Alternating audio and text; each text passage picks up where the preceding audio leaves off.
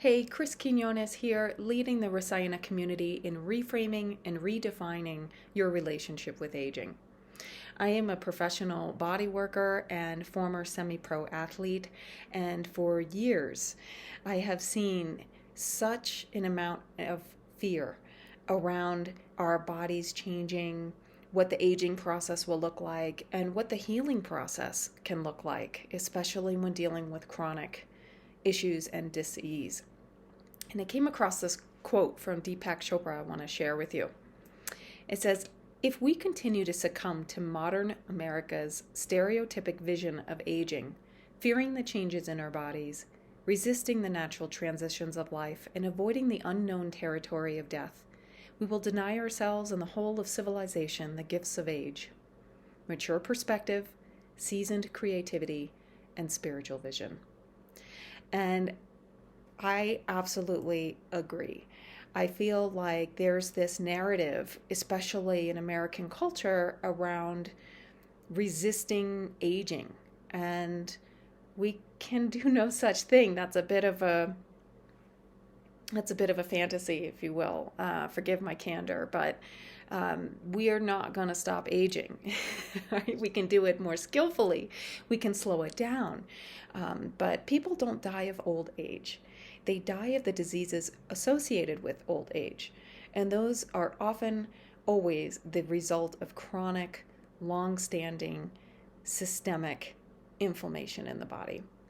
And what we know is that emotional inflammation will lead to physical inflammation in the body.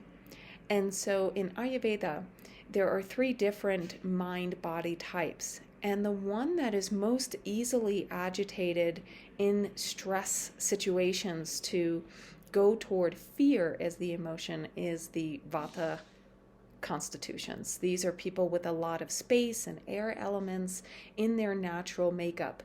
And as such, they are a bit lighter in their makeup genetically. They physically have bodies that tend to be a bit more thin, maybe perhaps a more delicate bone structure, and tend to not have as much of the other 5 elements as compared to the other 2 dosha counterparts. Vata dosha is the principle of movement. It's like the wind and air element itself. It's very light and subtle and clear and mobile. It moves around. And these are very important qualities for the body's autonomic systems, like breathing and the heart beating and the diaphragm moving up and down as we breathe. These are automatic functions we don't need to think about and that are governed by the air element. But what happens when we have schedules that are overpacked, routines that have a lot of mobility in them? Maybe you travel a lot for work, or you are a yoga teacher and you teach at 5 classes at 3 different studios around town. I have a lot of that in my communities. Or maybe you're a salesperson or a teacher and you spend a lot of time talking.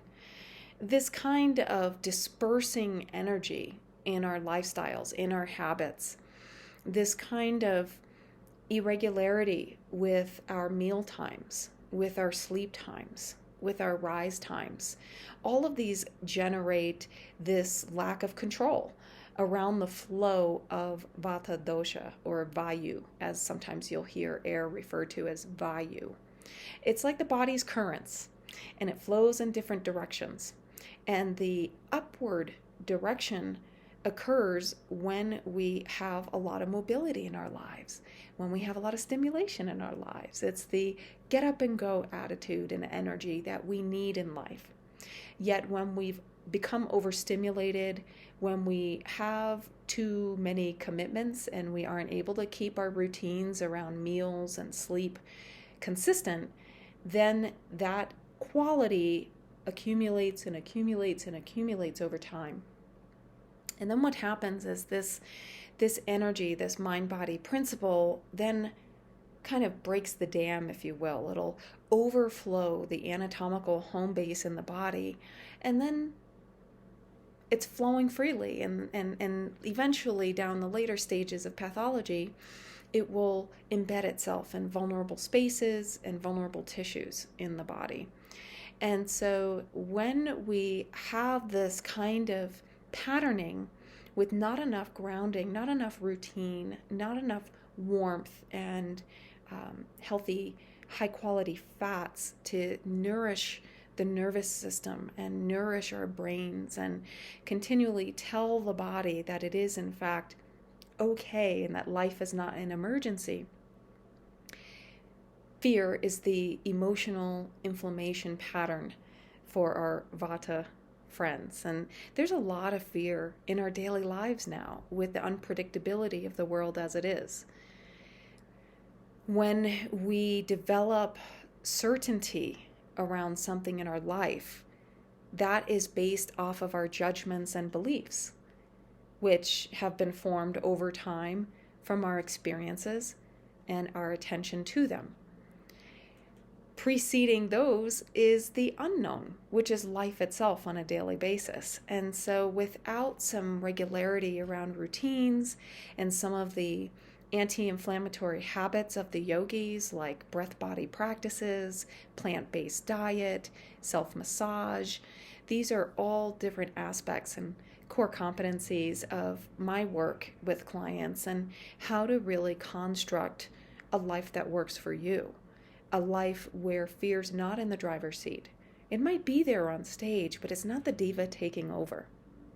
One easy way to help start reprogramming the nervous system out of fear is to inhale and exhale in and out of the nose and make your exhales longer than the inhales. You can try this for 3, 4, maybe 5 rounds, and with each successive exhale, make the count 1 beat longer than the one before it. So I might inhale 2, 3, 4, and exhale 2, 3, 4, 5. Inhale 1, 2, 3, 4. Exhale 2, 3, 4, 5, 6. Inhale 1, 2, 3, 4.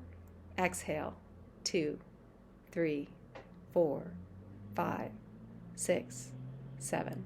And continue that pattern until you feel ready to release it. When you feel that urge, any breathlessness, dizziness, lightheadedness, release the technique. But just simply doing that pattern for 60 seconds can help reset the nervous system, call Vata back home to its anatomical site in the colon, in the thighs, hips, and pelvis, and allow for that grounding quality to reign in fear. Try it out and let me know.